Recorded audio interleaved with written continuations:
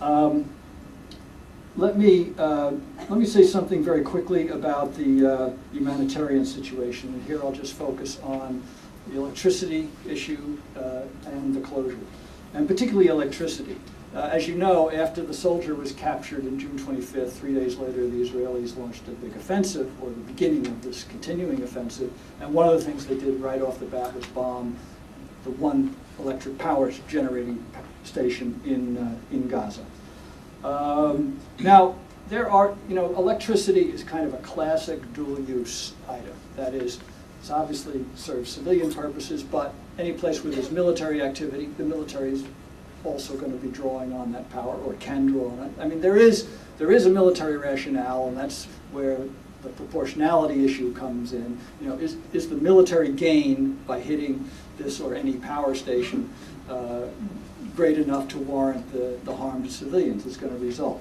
And that's a very hard call to make, sitting several thousand miles away. But when you go there and you learn, for instance, that in fact, Gaza's electricity came from not only the power plant. About 43% of it came from the power plant. This was before it was hit. But that 57% came from, and still does come from, Israel, over feeder lines from the Israel Electric Company.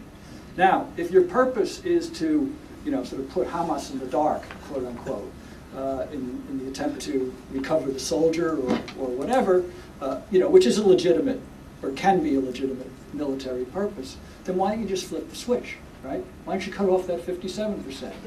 Why don't you also cut off the fuel for the power plant, which comes in through Israel, and which would have had to shut down in a couple of days? Or why don't you even warn them? I mean, the electric officials told me, they said, look, if they had told us they were going to hit it, shut it down or we'll hit it, we would have shut it down.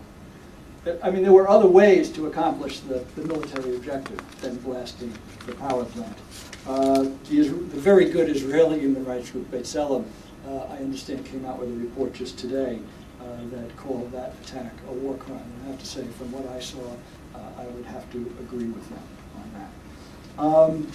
The electric hit is extremely important because what it's meant is that we're talking about, in part because of the closures, in part because of the extent of the damage, those are repairs that won't be made for, at best, a year, and that's assuming they can import some of the equipment and stuff to actually repair it, which they haven't been able to do so far.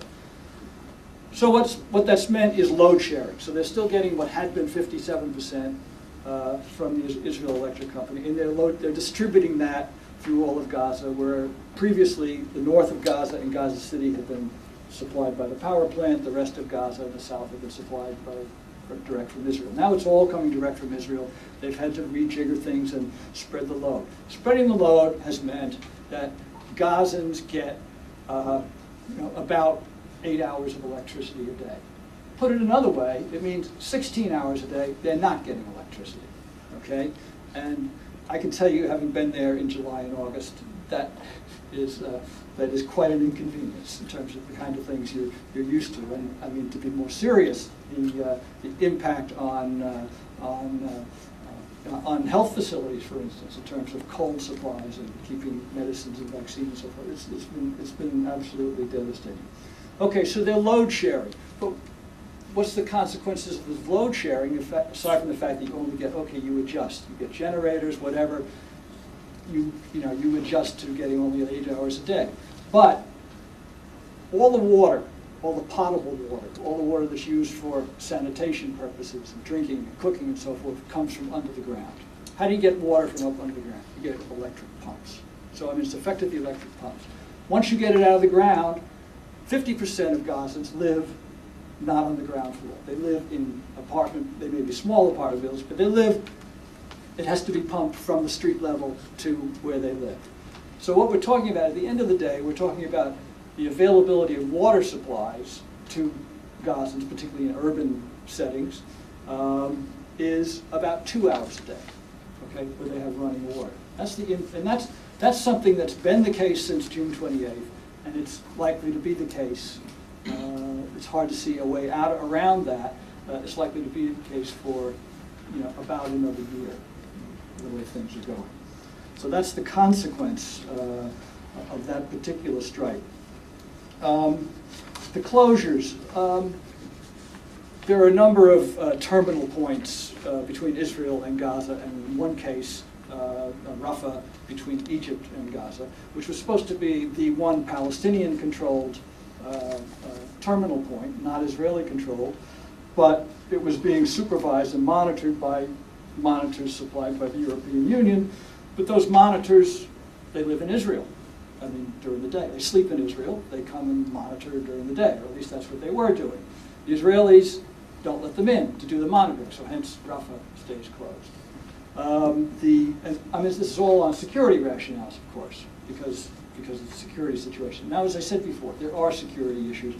I do know that tunnels are being dug towards these terminals where Palestinians would like to, do some damage and so forth. So there are issues here. There are security issues. But certainly the extent of the closure has been, again, it's pretty clear that this is being used as a pressure point on the Palestinians, the idea being to, again, illegal from any kind of humanitarian or international human rights law point of view, collective punishment, basically, in order to allegedly, purportedly, to bring the pressures on the Palestinian government or change that government and so forth. You know that story.